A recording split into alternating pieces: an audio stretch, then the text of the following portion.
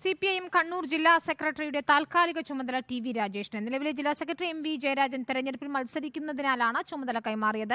M V Govindan പങ്കെടുത്ത ജില്ലാ secretariat യോഗത്തിൽ ടി വി രാജേഷിന്റെ പേര് നിർദ്ദേശിക്കുകയും ജില്ലാ കമ്മിറ്റി അംഗീകാരം നൽകുകയും ചെയ്തു. അർജുൻ കല്യാട് നൽകും വിവരങ്ങൾ. അർജുൻ, നേരത്തെ കെ രാഗേഷ് ഉൾപ്പെടെയുള്ളവരെയാണ് ജില്ലാ സെക്രട്ടറി സ്ഥാനത്തേക്ക് പരിഗണിക്കുന്നതെന്ന വിവരങ്ങളുണ്ടായിരുന്നു. ഇപ്പോൾ മുൻ MLA ടി വി രാജേഷിനാണ് താൽക്കാലിക ചുമതല നൽകുന്നതെന്ന് മനസ്സിലാക്കുന്നു. എന്താണ് വിവരങ്ങൾ?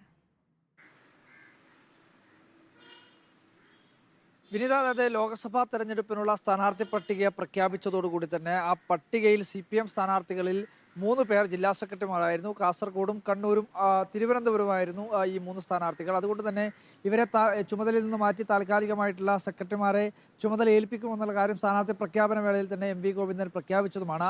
കണ്ണൂരിൽ ജില്ലാ സെക്രട്ടറി ആവുന്നതുമായി ബന്ധപ്പെട്ടുകൊണ്ടുള്ള പ്രാഥമികമായി പേരുകളിൽ ഇടം നേടിയത് കെ രാഗേഷും അതുപോലെ തന്നെ ടി വി രാജേഷ് തുടങ്ങിയിട്ടുള്ള സംസ്ഥാന കമ്മിറ്റി അംഗങ്ങൾ തന്നെയാണ്.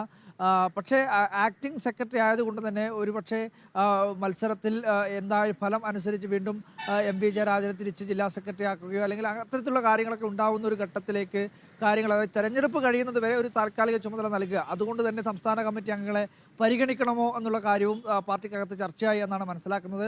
അവസാനം നറുക്ക് വീഴുന്നത് ഈ ടി വി രാജേഷിനായിരുന്നു. കെ രാഗേഷിൻ്റെ പേര് ഉൾപ്പെടെയുള്ള സംസ്ഥാന കമ്മിറ്റി അംഗങ്ങൾ, N ചന്ദ്രൻ, അതുപോലെ തന്നെ നിരവധിയായിട്ടുള്ള സംസ്ഥാന കമ്മിറ്റി അംഗങ്ങൾ, 6ഓളം സംസ്ഥാന കമ്മിറ്റി അംഗങ്ങൾ കണ്ണൂരിൽ നിന്ന് തന്നെയുണ്ട്.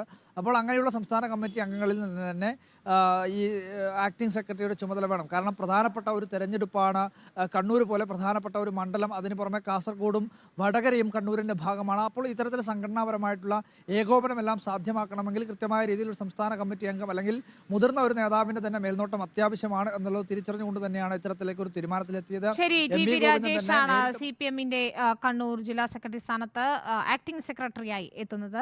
അർജുൻ കല്യാട് വിവരങ്ങൾ നൽകുകയായിരുന്നു.